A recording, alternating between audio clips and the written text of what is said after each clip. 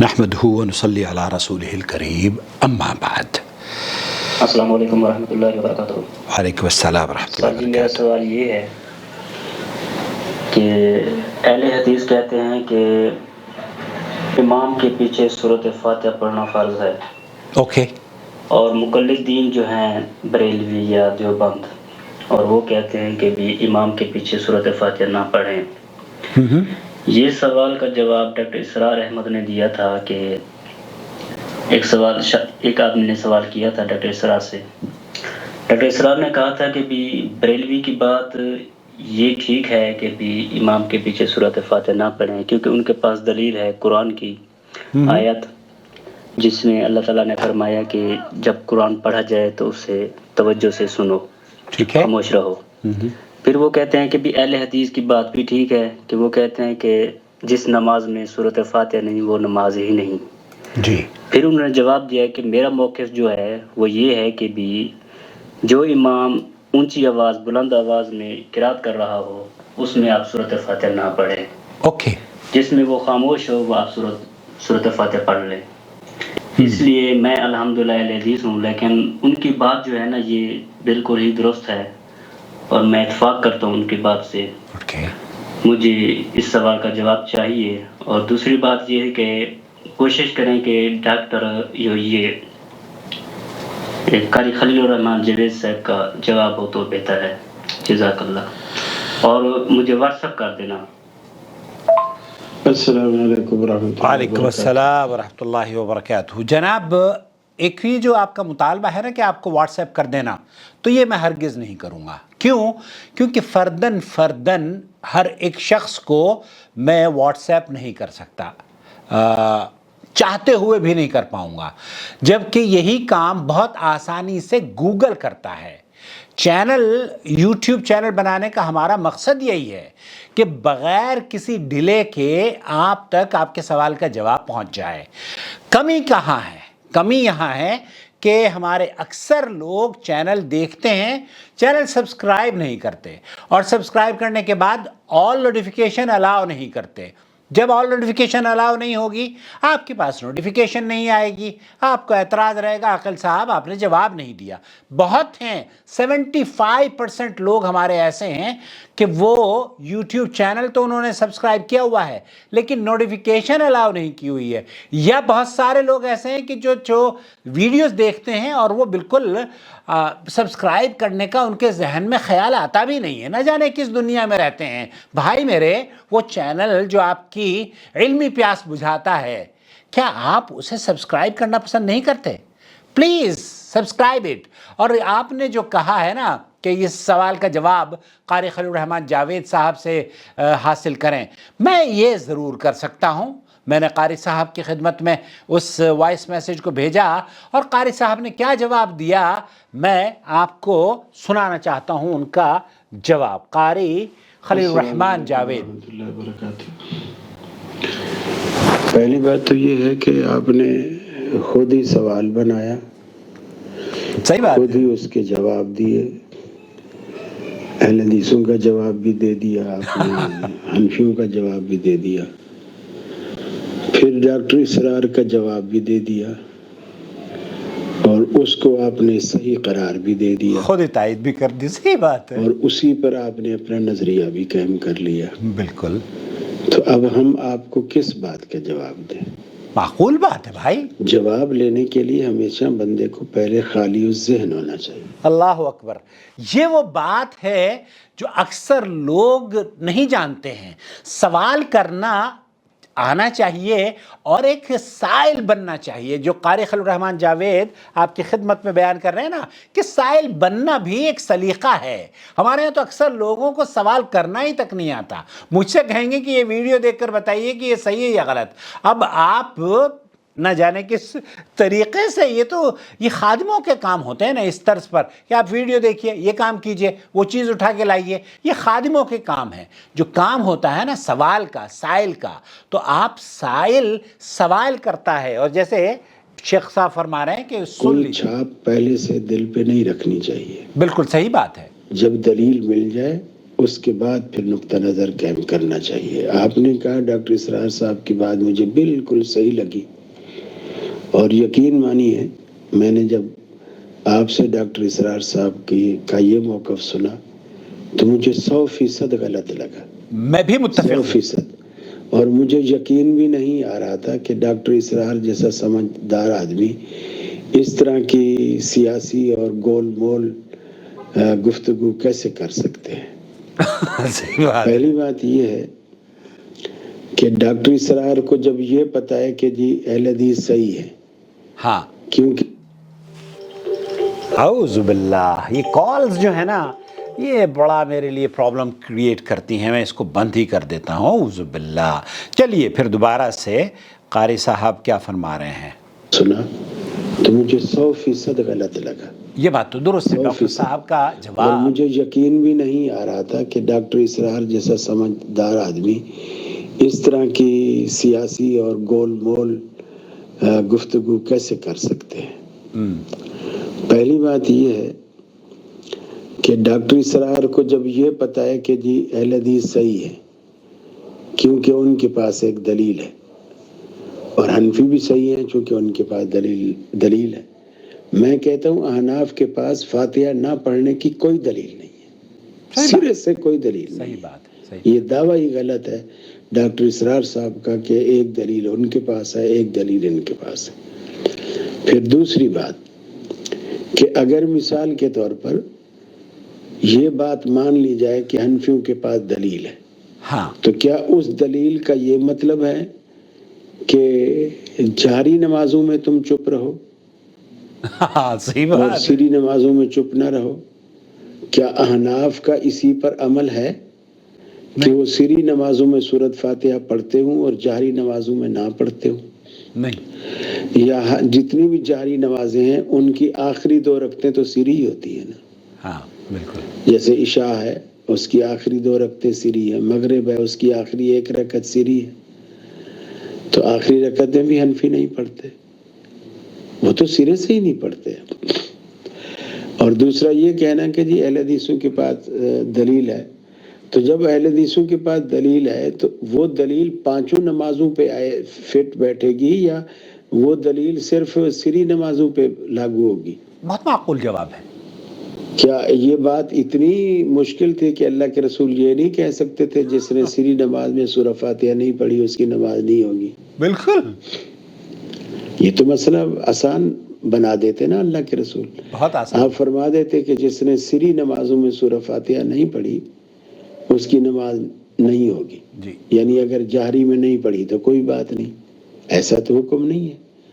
اللہ کے رسول کا تو حکم یہ ہے جو حضرت عبادہ بن صامت رضی اللہ تعالیٰ عنہ بیان کرتے ہیں, جو بخاری کی روایت ہے کہ لا صلاۃ لمن لم یقرأ بفاتحۃ الکتاب, بے شک. جو سورہ فاتحہ نہیں پڑھتا اس کی نماز ہی نہیں ہوتی, اس کی نماز ہی نہیں ہوتی. اب آپ دوسری بات سنیں. ارشاد. ترمذی شریف کی حدیث ہے رسول اللہ صلی اللہ علیہ وسلم فجر کی نماز پڑھا رہے تھے. اب فجر کی نماز تو سری نہیں ہوتی نا, جاری ہوتی ہے, امام بلند آواز سے قرات کرتا ہے. بے شک. تو صحابہ بھی پیچھے پڑھنے لگے. ہاں جو اللہ کے رسول پڑھ رہے تھے وہ بھی پڑھ رہے تھے, لیکن اگلی بات سے ظاہر ہوتا ہے کہ وہ صحابہ تھوڑا بلند اونچی پڑھ رہے تھے. جس طرح امام کی آواز مقتدی سن رہے تھے تو اس طرح مقتدیوں کی آواز امام کو بھی جا رہی تھی. آپ نے جب فجر کی نماز سے فارغ ہو کر سلام پھیرا تو آپ نے صحابہ کی طرف رخ کیا اور آپ نے ارشاد فرمایا لعلکم تقرؤون خلف امامکم, شاید تم اپنے امام کے پیچھے پڑھتے ہو. قلنا نعم یا رسول اللہ, صحابہ کہتے ہیں ہم نے کہا ہاں یا رسول اللہ ہم تو امام کے پیچھے پڑھتے ہیں. آپ نے فرمایا تم کچھ نہ پڑھا کرو میرے پیچھے, اذا جہرت, جب میں بلند قرات کر رہا ہوں یعنی جاری آواز میں قرات کر رہا ہوں تو تم میرے پیچھے کچھ نہ پڑھا کرو الا بأم القرآن, سوائے سورہ فاتحہ کے.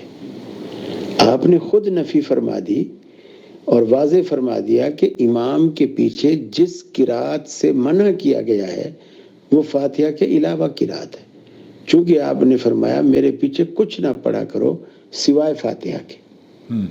تو جب سوائے فاتحہ کہہ دیا تو اس کا مطلب یہ ہوا کہ یہ آیت قرآن جو ہے وہ نبی کریم صلی اللہ علیہ وسلم پر اتری تھی، اس کے باوجود آپ نے یہ حکم دے دیا تو یہ اس کے خلاف تو نہیں ہو سکتی۔ صحیح بات ہے۔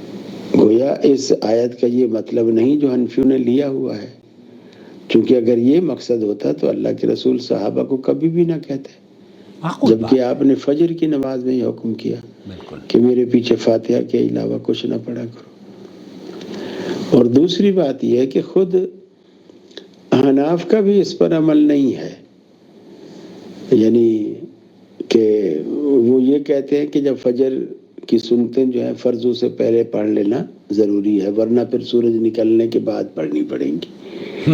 اس لیے وہ مقتدیوں کو اجازت دیتے ہیں کہ جب تم مسجد میں آؤ، اگر جماعت ہو رہی ہو تو تم پیچھے کھڑے ہو کر پہلے اپنی الگ سے جلدی سے سنتیں پڑھ لو۔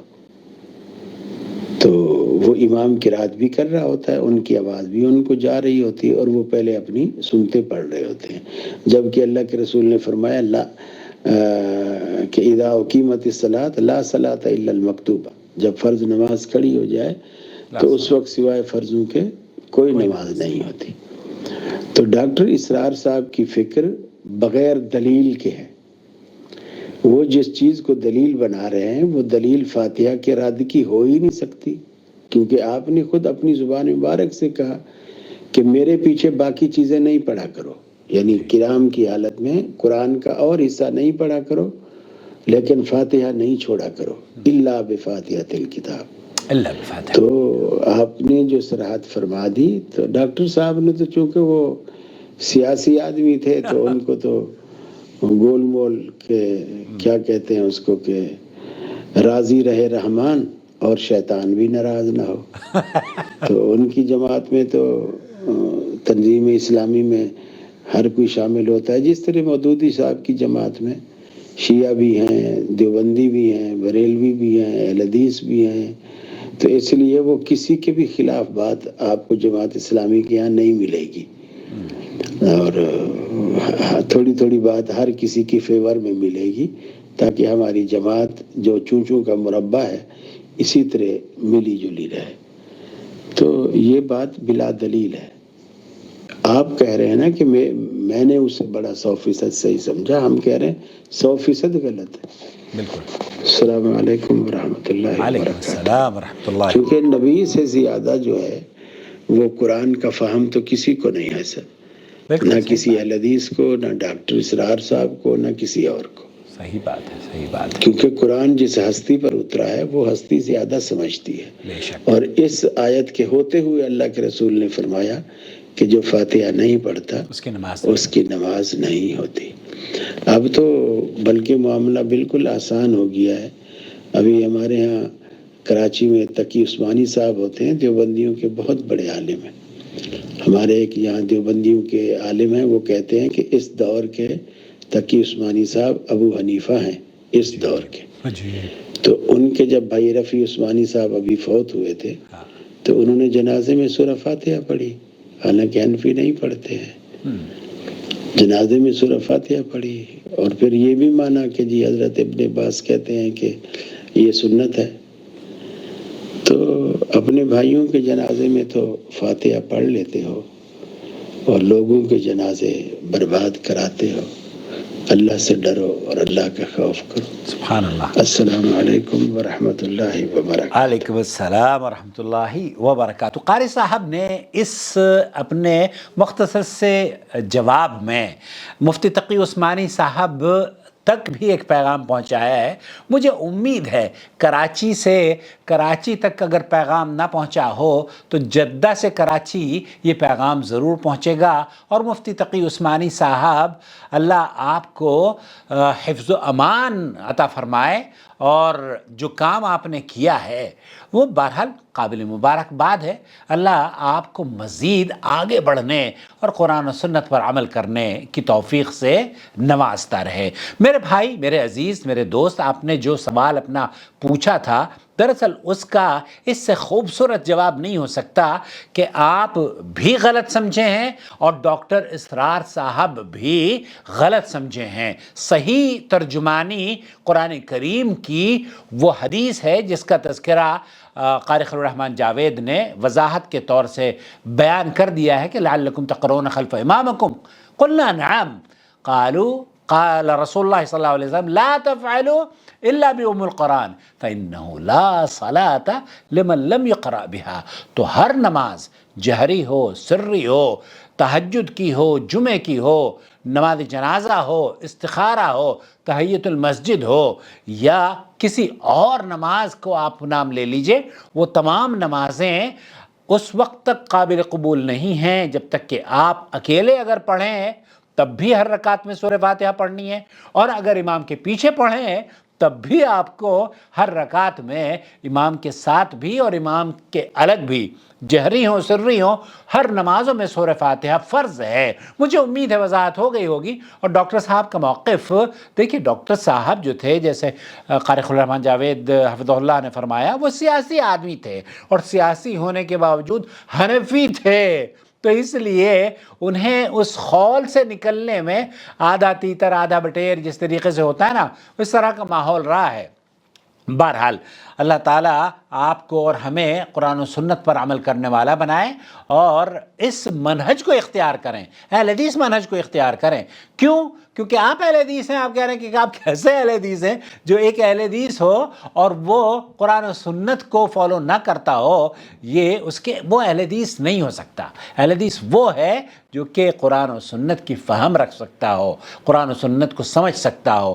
اب اس موقف کو جو مفتی تقی عثمانی صاحب نے اختیار کیا ہے، یہ اہل حدیث کا موقف ہے، یہ اہل حدیث کا موقف ہے۔ اللہ تعالیٰ ان مفتیان کرام کو مزید آگے بڑھ کر اس طرح کے عمل کرنے کی توفیق بخشے جو صحیح احادیث سے ثابت ہوں۔ تو ہر نماز میں سورہ فاتحہ پڑھیں اور چینل کو سبسکرائب کر لیں۔ شکریہ۔ وما أرسلنا من قبلك إلا رجالا نوحي إليهم فاسألوا أهل الذكر إن كنتم لا تعلمون بالبينات والزبر وأنزلنا إليك الذكر لتبين للناس ما نزل إليهم ولعلهم يتفكرون أفأمن الذين مكروا السيئات أن يخسف الله بهم الأرض أو يأتيهم العذاب من حيث لا يشعرون